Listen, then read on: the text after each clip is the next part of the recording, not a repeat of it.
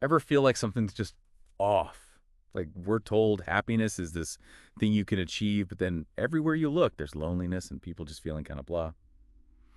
Well, today we're going deep on that, right? We're talking about why that is.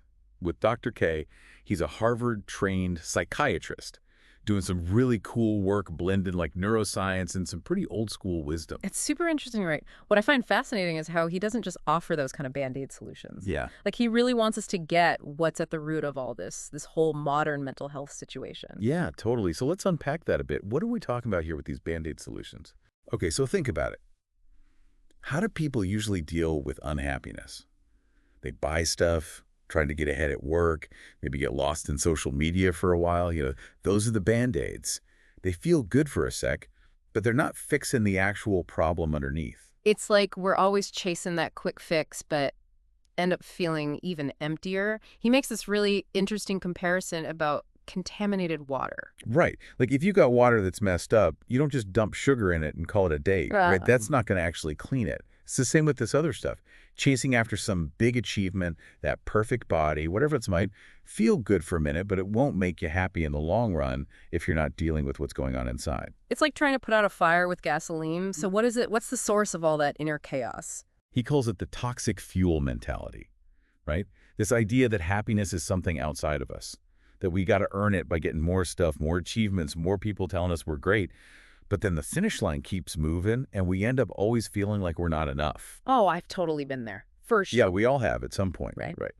But the wild thing is, Dr. K doesn't just blame everything on the modern world.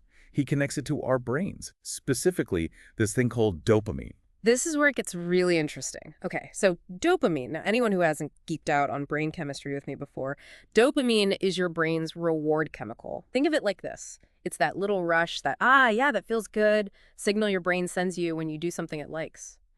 Okay, so how does dopamine connect to all this toxic fuel stuff? See, our brains are hardwired to chase pleasure and run from pain, right? But here's the thing. The modern world, it's kind of figured out how to sort of hijack that whole system. Ooh, hijacking. Okay, that sounds kind of intense. Think about it this way. We are constantly bombarded with things that make us feel good instantly. Social media, video games, you name it. It's all designed to set off those dopamine fireworks, and not just a little sprinkle like bam, bam, bam all the time. It's like a never-ending dopamine buffet, and we can't stop going back for more. Exactly. But here's where things get tricky.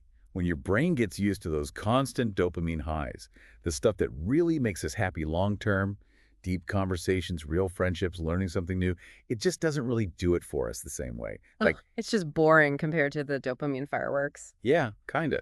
We're so used to that quick hit, that slower, more lasting kind of happiness, it just seems kind of, eh. No wonder so many of us feel lonely even when we're glued to our phones all day, right? We're connected online, but our brains aren't really getting what they need to feel that deep connection. So we're trading real happiness for a quick hit of feel-good chemicals without even realizing it. It's like we're training our brains to crave the wrong things. And Dr. K takes it even further. He talks about how technology, even though it's amazing in a lot of ways, might actually be changing our brains physically. Wait, hold on. What do you mean changing our brains? I know, it sounds kind of freaky.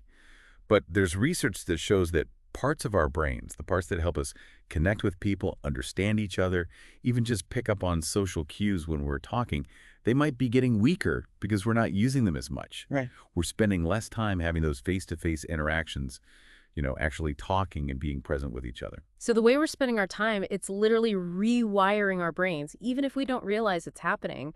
That makes you think, if our brains are changing, what does that mean for our ability to have those deeper relationships? That's a huge EE question, and it's something Dr. K really wants us to think about. But he's not saying we all need to throw away our smartphones and go live in the woods. It's about finding a balance, being more mindful about how we use technology and how it makes us feel. So how do we do that? With all this instant gratification everywhere we turn, how do we rewire our brains for that genuine connection? That's where Dr. K brings in some really interesting stuff. He talks about combining what we know about the brain with these ancient practices, things like mindfulness and meditation. Okay, wait.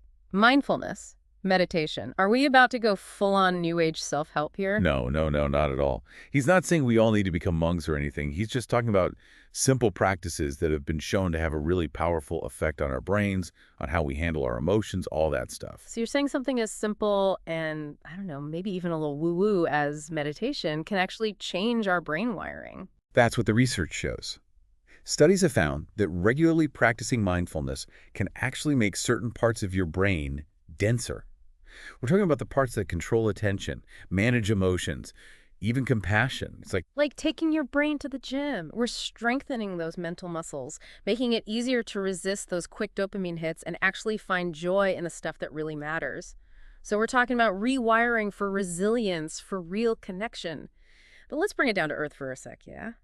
What can we actually do with all this? well, Dr. K gives us some interesting tools to work with, that's for sure. He's big on something he calls internal work. Internal work. Okay, so what's that mean exactly? It's about shifting that focus, right? Instead of always looking outward for validation, for that next thing to make us happy, we got to look inward, understand what's going on inside. So instead of chasing that promotion or buying that thing we think we need, we hit pause for a second and ask ourselves, hold up, what am I really feeling here? What am I hoping this thing will do for me? Exactly. It's about getting real with those emotional patterns we all have, figuring out what makes us tick. Journaling, that can be huge for this, or even just taking a few minutes, sitting quietly with yourself, seeing what thoughts and feelings come up, no judgment. You know, I can definitely relate to that. I've been guilty of trying to outrun those feelings, just distract myself to death. But I bet Dr. K would say that's just another Band-Aid, isn't it? Bingo. Feels good in the moment, but it's not getting to the root of the problem. And speaking of getting to the root, Dr. K has this really interesting take on something we usually think is a good thing, Venton. Oh, I am all for a good vent session. Get it off your chest, right? But he seems to make this distinction between just venting and what he calls emotional catharsis. So what's the difference? It's subtle, but it's important. Venton, that's often just letting out that surface level frustration. Feels good to say it out loud, but it Hmm. doesn't always change anything long term, you know? It's like letting off steam without actually turning down the heat underneath. Exactly. Now, emotional catharsis, that's different. That's about letting yourself really feel that emotion, figure out where it's coming from, and then letting go in a way that actually heals, you know? So it's not just saying it, it's about processing it, understanding it. Maybe that's therapy, maybe it's journaling, maybe it's painting or making music, whatever works. Right. You got to find what works for you. Yeah. But the key is moving beyond just venting and into that deeper emotional experience. So instead of getting stuck in that loop, venting about the same stuff over and over, we need to find ways to work through those emotions, figure out what's driving them.